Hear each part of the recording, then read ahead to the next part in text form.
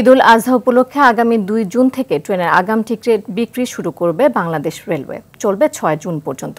এবারও শতভাগ টিকিট অনলাইনে বিক্রি করা হবে। দুপুর রেল ভবনের সংবাদ সম্মেলনে এ তথ্য জানায় বাংলাদেশ রেলওয়ে মহাপরিচালক সর্দার শাহাদাত আলী। এবার ঈদের ১০ জোড়া বিশেষ ট্রেন চলবে। সাদিয়া কানিজের আরেকটি রিপোর্ট। আগামী ১৭ জুন পবিত্র ঈদুল আজহার দিন ধরে ২ জুন থেকে ট্রেনের আগাম টিকিট বিক্রির সিদ্ধান্ত নিয়েছে বাংলাদেশ রেলওয়ে। যাত্রীদের সুবিধার জন্য এবার ১০ জোড়া বিশেষ ট্রেন চালাবে কর্তৃপক্ষ। ২ জুন বিক্রি হবে ১২ জুনের টিকিট, ৩ জুন পাওয়া যাবে ১৩ জুনের টিকিট, ৪ জুন বিক্রি হবে ১৪ জুনের, ৫ জুন ১৫ জুনের আর ৬ জুন পাওয়া যাবে ১৬ জুনের টিকিট। দুপুরে ঈদ উপলক্ষে নিরাপদ যাত্রা ও বাংলাদেশ রেলওয়ের প্রস্তুতি নিয়ে সংবাদ সম্মেলনে এসব তথ্য জানানো হয়। টিকিটের যে কালোবাজারি এখনো কিছু আছে, সেগুলো আমরা বন্ধ করার জন্য চেষ্টা করছি। দেশের সব আন্তনগর ট্রেনের সাপ্তাহিক ছুটি বাতিল করা হবে। ১২ জুন থেকে ঈদের আগের দিন পর্যন্ত এসব ট্রেনের কোনো ডে অফ থাকবে না বলেও জানান রেলওয়ে মহাপরিচালক।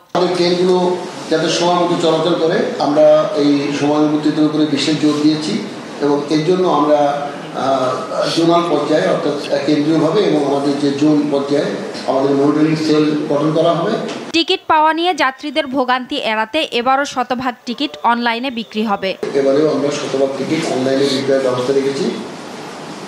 তবে ট্রেন যেদিনে যাত্রা করবে ওই দিনের জন্য শুধুমাত্র আমরা সর্বনিম্ন শ্রেণী ওই আন্তনগর ট্রেনের শোভন অথবা শোভন চেয়ার শ্রেণীর যে আসন তার বিপরীতে 25% আসনবিহীন টিকিট আমরা দেওয়ার ব্যবস্থা রেখেছি। যারা শেষ মুহূর্তে যদি যেতে চায় তাদের আসন অনুরোধের পরিপ্রেক্ষিতে আমরা এই টিকিটটা বিক্রয় করবো। এটা স্টেশনের কাউন্টার থেকে বিক্রয় করা হবে।